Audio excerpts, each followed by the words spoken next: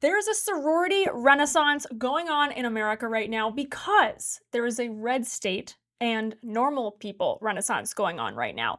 To be fair, we don't want to see, as a society, tons of videos of thousands of young women gyrating for the camera, twerking in skimpy costumes. That doesn't help female objectification. Maybe you think that's an outdated, archaic take or whatever, but we can zoom out and analyze these synchronized dance videos from Delta Gamma, from Phi Mu, from Chi Omega, all these chapters all over the country in a critical way. And they've been going viral for about a week now. It's part of this phenomenon called Rush Talk, which basically is part of sorority recruitment every year, and it's been happening since TikTok's heyday over COVID. Watch. See, when I was younger, I would say, when I grow up, get it. When I grow up, I wanna be famous, I wanna be a star, I wanna be in movies. When I grow up, I wanna see the world, drive nice cars, I wanna have TV, people know me, can't really see. Fresh and clean, no more cheap when I step on. The common theme is that you're seeing a lot of bombshell blondes, brunettes, perfectly fit, doing really creative, also promiscuous choreography, and a lot of them are in the state schools in the South. And I think what we can see now is that there's an undeniable enthusiasm in these Southern state schools. You got the tailgates, you got Greek life, you got all the hype behind the sports, party culture in general, and that comes with hookup culture, no doubt. Just some stats to show you how much energy is behind these Southern state schools right now. From 2014 to 2023, 12 of the 16 SEC schools saw an increase in enrollment from students from the Northeast. The biggest beneficiaries were LSU. That was a 486% increase. Tennessee, 378% increase. And Ole Miss, while Florida, Georgia, and Texas still saw a doubling. So again, LSU received an almost 500% increase in the number of applicants. That is almost 6 times the number of applicants. That is insane. Why is this happening? Why are they seeing this surge? Well, I'm sure the sorority videos that are all over social media are enticing the target demographic very much, young women. Sororities offer fellowship, even though it's really expensive fellowship. I did not partake in one, although sometimes I regret not going to a school that had Greek life. It's supposed to be a sisterhood for life until they started letting in dudes. Hopefully that's over with now that we're having a normie revolution. You got a full social calendar, tons of activities, coordinated outfits, all for the very low, low price of several $1,000s a semester. Social events, mixers, formals, clam bakes, trips to the Cape. This is from the New York Post. Last year, Kylan Darnell, a Rush Talk sensation with more than 1 million followers, revealed her family shelled out a whopping $100,000 on her tuition and Greek life alone. Parents splurged thousands of dollars on coaches, hair and makeup glam teams, and new wardrobes. Think Gucci, Louis Vuitton, Rolex, Chanel, for teens to look like they belong at the coveted mansion-style houses at the University of Alabama, Auburn, Ole Miss, in the University of South Carolina, among other schools. This girl, Destiny Moray, famously breaks down the cost of Rush outfits. Okay, everyone, happy prep. My dress is from Saks. Before I tell y'all how much this dress costs, y'all will never guess. So I'll tell y'all. $625. Shoes are from Louis Vuitton. All right, we have these Louis Vuittons, $845. You guys, these shoes are so hard to walk in. I could never. My bracelets are Nordstrom, David Yurman. All right, so we have this David Yurman bracelet. It's $695. And then we have another David Yurman bracelet. It's coming up. Here it is, $395. This is the standard one. Everyone has it except for me. Apparently. Rolex. So we have this Rolex. I'm never 100% sure on the Rolexes, but I think this is the one she has, $11,500. Second Rolex. Nordstrom and we have this necklace from Nordstrom. It's $235. Yeah. And then we have these earrings for $138. But you guys, I got y'all because I did find a dupe on Amazon for $12. It's in my storefront. Shameless plug. Anyway, our grand total is $14,433. Yeah. I think it is kind of unfortunate that a criteria for a sorority would be that you're like dripping in expensive designer bags and items. I think once upon a time, sororities were also judging character and internal attributes more seriously than whatever your bling was, whatever brands you were sporting. And I think that is hyper materialistic, and we shouldn't be encouraging that. That being said, the institution of the sorority, they're supposed to be independent. They're supposed to be kind of like a separate enclave outside the university that should be allowed to practice its own traditions and customs. Some of them have interesting mottos, interesting histories. They really care about their foundings. Like, it's okay if they want to be special, but ideally it doesn't veer into hyper materialistic, vain territory where girls are going into debt. Families are honestly going into debt to get them into this exclusive club. That is weird to me. Also, on the negative end of sororities, you have hazing. You have girls constantly engaging in peer comparison, trying to reach this unattainable standard of beauty, whatever that sorority standard might be. I know it varies. I know there's a ranking system depending on what region of the country you're in. Some sororities are higher on the totem pole than others. It's a bit exhausting. There's also drug issues. There's plenty of debauchery and degeneracy going on. I remember one sorority at this Florida state school that I was considering at one point was notorious for cocaine busts. So that's not great. And then you have the social media factor that I alluded to. It's exacerbating all of this. It's making girls feel like they have to strive and strive and strive. And I don't think they're becoming better people for it. And sorority houses are frat houses. Let's be real, they're not exactly traditional. They are dens of casual sex, of hookup culture. And yeah, I know you're going to say, well, that's just college. That's just the experience. And that might be true. But I've talked about this for a few weeks on the show now. I'm just trying to show that this revival of sorority culture that we're seeing, it's not a conservative victory. What it is a normal victory. Normie is step one to restoring America. First, it's undo wokeness, undo DEI, undo cancel culture, undo all these insane identity politics mandates. And once you get there, you can actually start implementing, hopefully, more morals and values. And that's, in terms of colleges, long way to go there. And if nothing else, all of these videos show that we are celebrating women's spaces again, and women are proud to be a part of them, a rebuke of the gender ideology of the last 4 years. And I think there is yet an even deeper reason why Gen Z kids are flocking to Greek life and to these state schools. As a member of Gen Z, I can tell you we're struggling still with mental illness, with isolation, with financial anxiety. COVID wrecked us between school shutdowns and learning loss.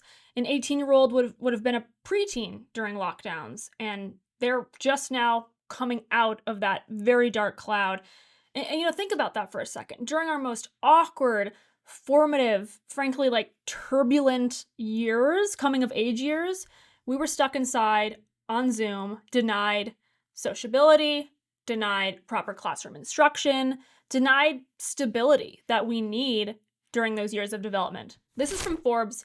Gen Z are becoming adults during an era of societal collapse. Endless choice has transformed into psychological burden. Young people are overstimulated but under-socialized. That makes a lot of sense, right? We are inundated with content on a daily basis. We are addicted to content, some of it more benign than others, whether it's get ready with me videos or in the worst end, you have pornography, but we're under-socialized. We are not going out into the world. We are not dating. We are not meeting people face to face. We are more connected than ever before, and yet extremely atomized and alone. Forbes goes on, take online dating. The average user swipes 50 to 100 candidates a day, but feels less satisfied and more depressed. Exactly. Choice overload explains why Gen Z are ditching smartphones for dumb phones. Honestly, that makes a lot of sense. We are dealing with information overload. It feels like we're crushed mentally by what we see every day on our smartphones. The fact that we have a computer basically on our person, a very advanced computer on our person all day long, sitting in our pants pocket, or that we're glued to it morning, noon, and night, you almost just want to throw the whole thing in the water and just get a Nokia. Things were simpler then. And by the way, this also explains why nostalgia is such an important currency for Gen Z in entertainment and other media.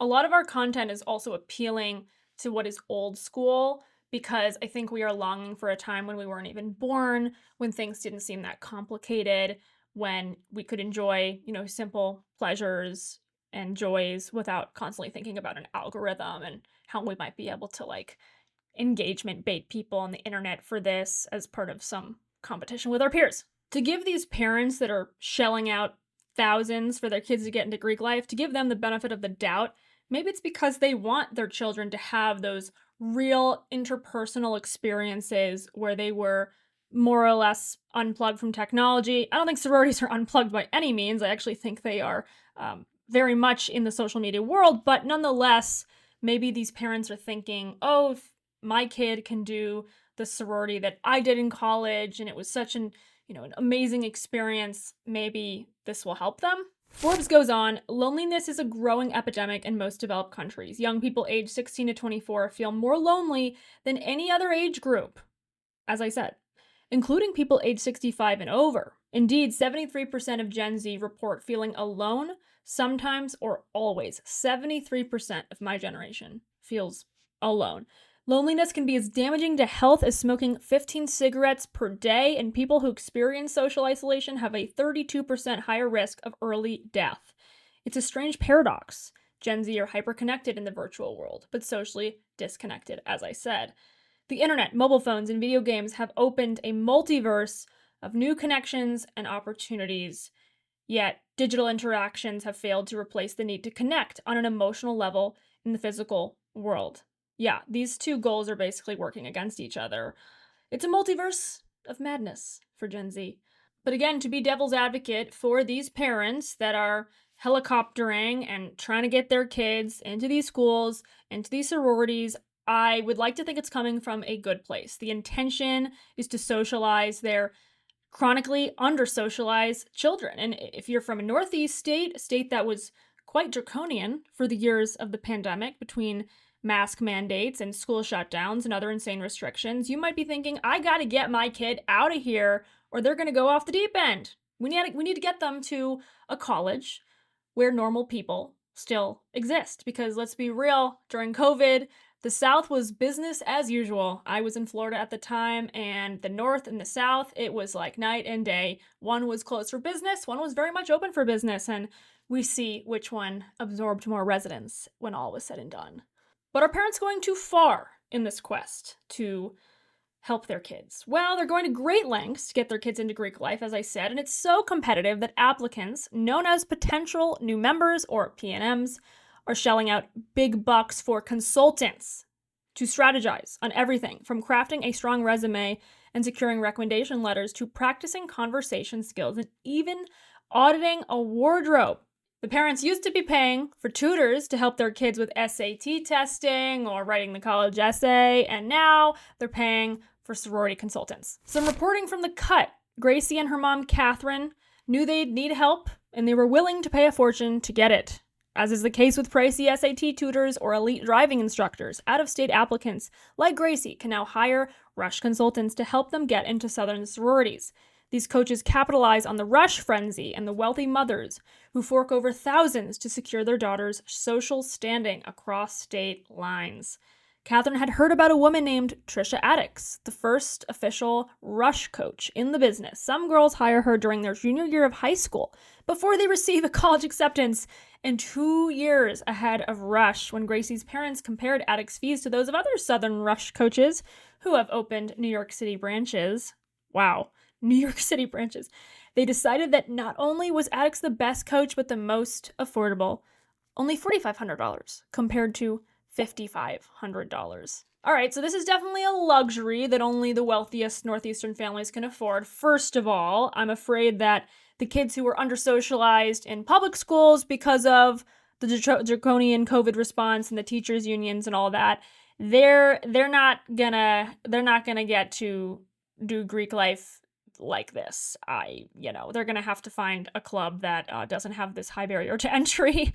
And by the way, Trisha Addix has scaled her business so well that she is now working on publishing the official Rush Bible. I also think that this is clearly showing that the purpose of college has changed culturally. It's almost like a lot of Americans accept that a degree is no longer that valuable. A bachelor's degree is ubiquitous. It no longer makes you unique or special. There's also really useless disciplines now that are in colleges because they know that they can make a lot of money off of kids who don't really know any better. They're not really thinking, oh, well, this major give me some ROI when I get a job in the adult world. They're thinking, oh, this sounds nice. Sociology, gender studies, even when they have no industrial value at all. But again, college, what it can give you, and what I think these parents feel it can give their children, is a solid network of people that they can rely on professionally. And this is well documented that a big part of joining a certain sorority, XYZ sorority or XYZ fraternity, is that the alumni network is very powerful and can, in fact, help you get job placements when you ultimately graduate. And maybe that is worth the high entrance fee in and of itself. As the saying goes, your network is your net worth. It's true. So wokeness is over. DEI is being offboarded from companies and our culture. Some demographics are feeling it. For more on that, click here.